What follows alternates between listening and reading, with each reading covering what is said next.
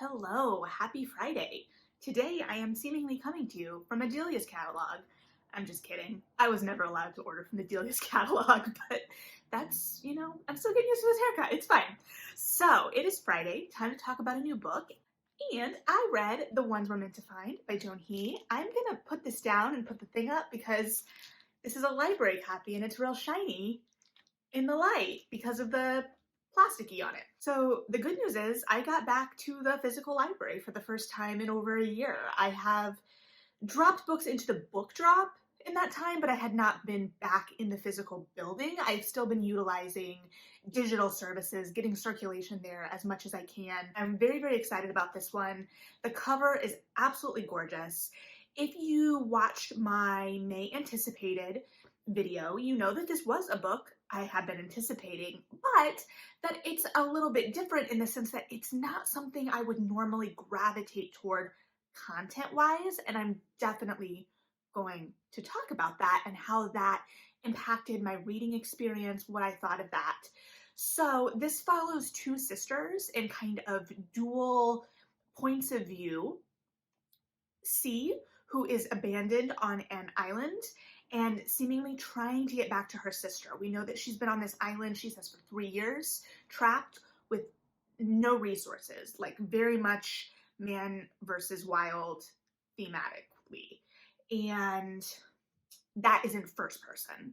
And then we also see Casey, who is in this kind of modern urban city, but kind of like we first see her in kind of a simulation type setting, kind of Warcrossy by Marie Lu.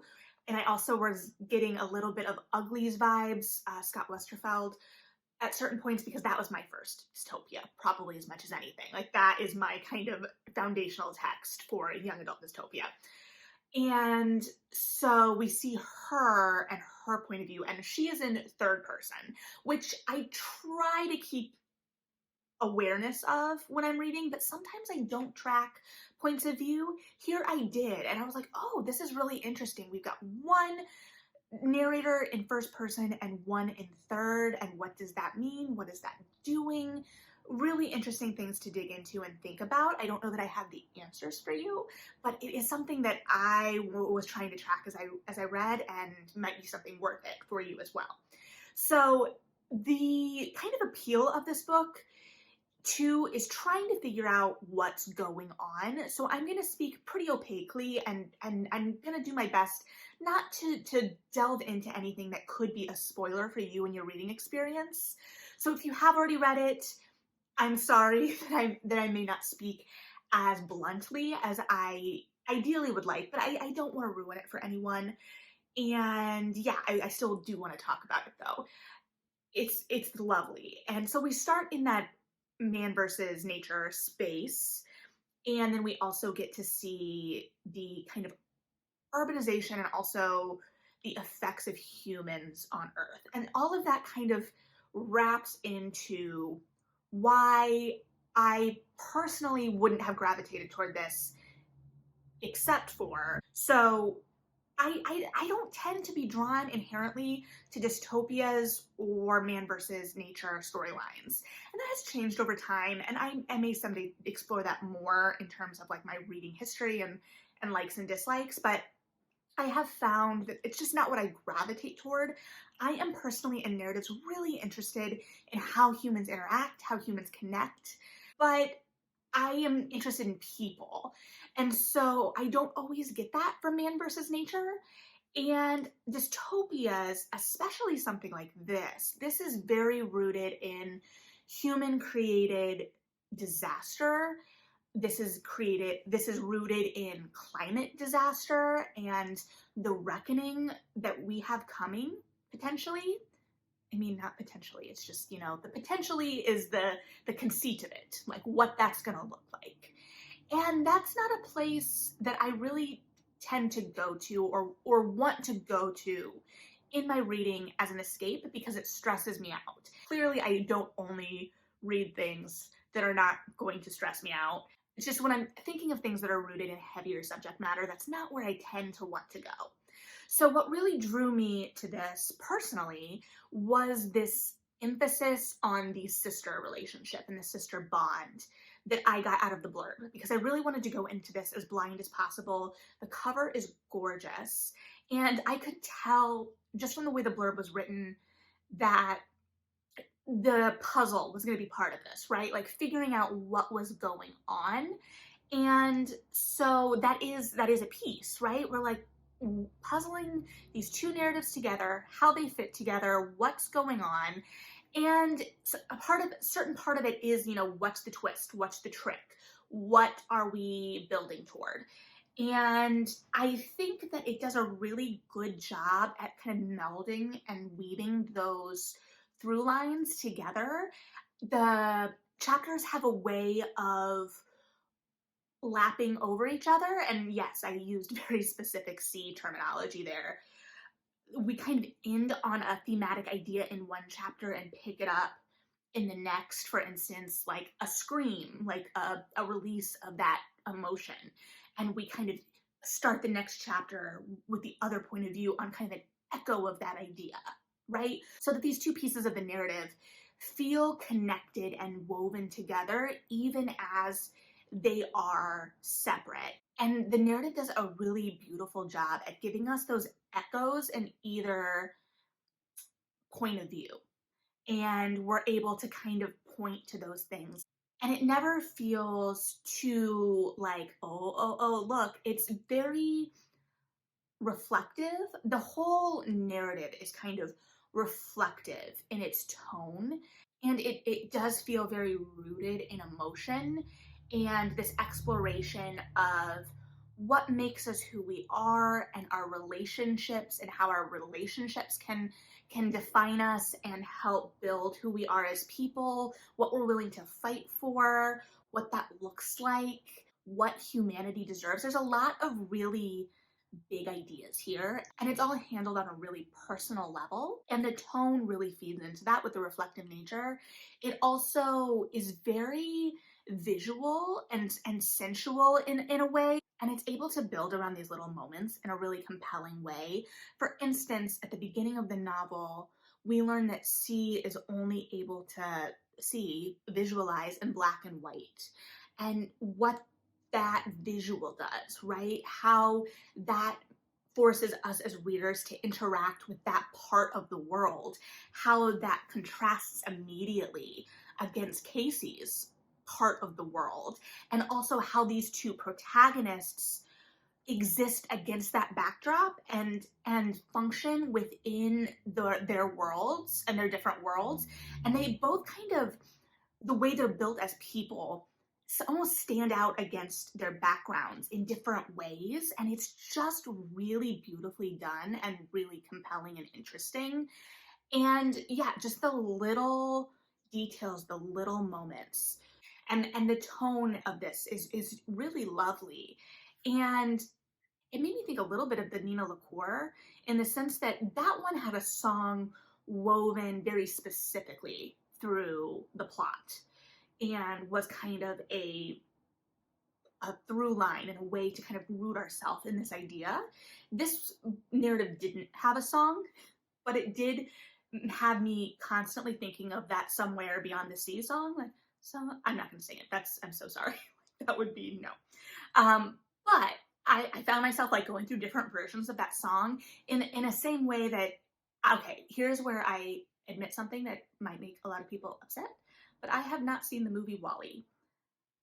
I feel like after discussing my likes and dislikes, that would make sense because it's dystopian and it doesn't, have a whole lot of, I mean, I don't think there's any dialogue, is there? So it's very movement based in cartoon form. So that, I have seen the opening of that, which opens with Put On Your Sunday Clothes, which I do know because I'm a theater person. And that kind of like that echo of that, right? And so that Somewhere Beyond the Sea kind of felt like a similar echo to me as I was reading. And the novel is so rooted in this imagery of the sea. It's very purposeful and really lovely the way it does it, because sure, I feel like water imagery you can always accuse it of being heavy-handed, but it didn't feel that way, partly because of the tone, because we had that like lethargic, reflective, kind of smooth tone while still feeling very active, to be clear, in the plotting, because we're especially because we're moving back and forth between these points of view, trying to put the pieces together and make sense of what is happening. So the C part, though, this kind of idea of rebirth, and not in a way that, like, in my senior, lit class, we had a short story that was about, like, I think a boy swimming through a tunnel in the ocean. It was, in retrospect, very heavy handed. At the time, we were, it was like pulling teeth to get us to talk about the symbolism in that. And now I'm just like, yeah. Anyway, this was more compelling to me than that because it wasn't set up to teach me symbolism, but it would be a great vehicle to teach symbolism if you are in a classroom teaching young adults. I think this would be a really lovely way to explore a lot of that. I think it has a lot of literary elements that would then speak to young readers where they're at.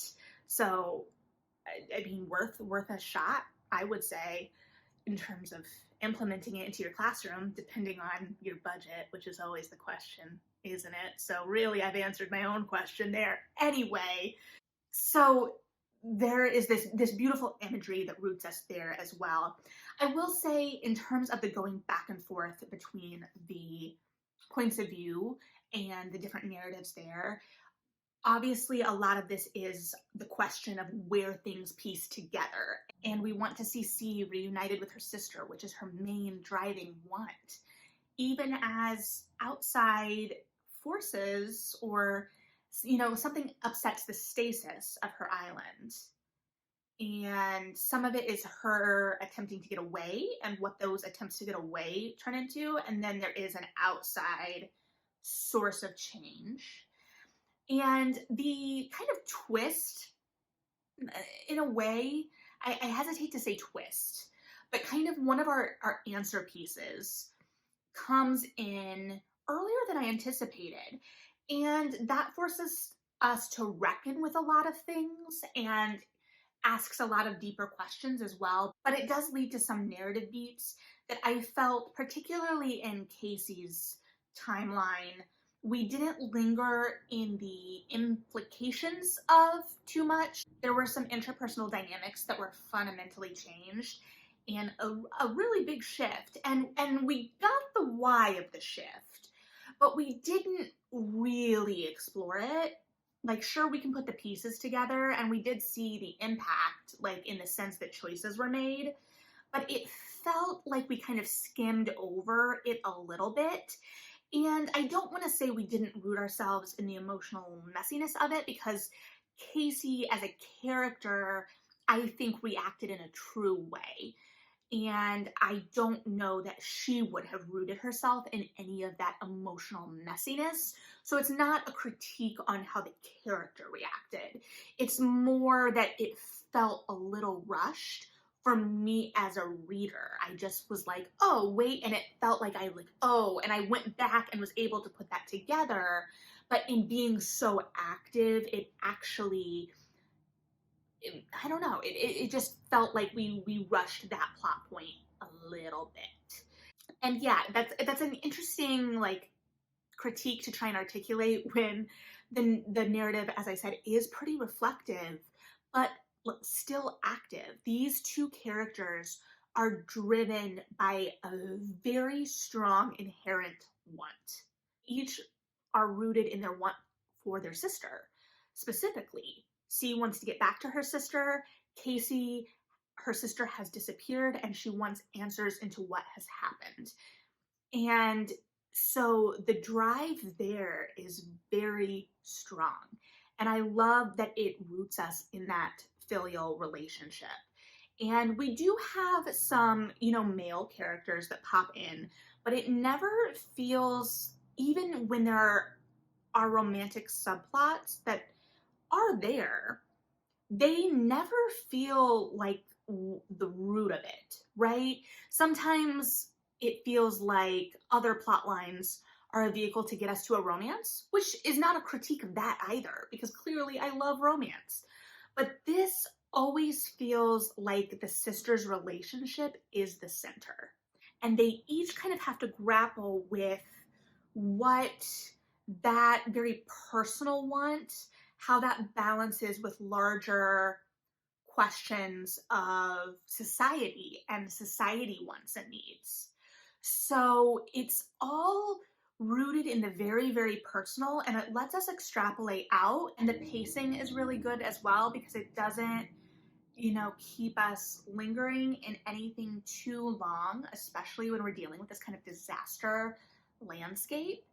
So it just works. I was really impressed, and I'm always happy when I can find a narrative that takes things I don't think I like or I don't gravitate toward and make me really enjoy it. So this was lovely. I really would encourage everyone to pick it up, even if you don't think it's your normal cup of tea, because it wasn't something I would normally consider my cup of tea, but I picked it up based on the idea of the sister relationship at its heart. And to be completely honest, a lot the gorgeous cover, and it really paid off. So I would encourage you to read it. If you have read it, please feel free to leave your thoughts below. We'll try to keep it as spoiler free as possible because like I said, think that a lot of the joy of this narrative is the discovery, and I hope that nothing I've said would potentially ruin that discovery for anyone. If it has, I apologize profusely. So yeah, let me know what you're thinking. Thanks for hanging out. I do really appreciate each and every one of you that, take the time to listen to what I have to say about books. So very much appreciated. Read something good and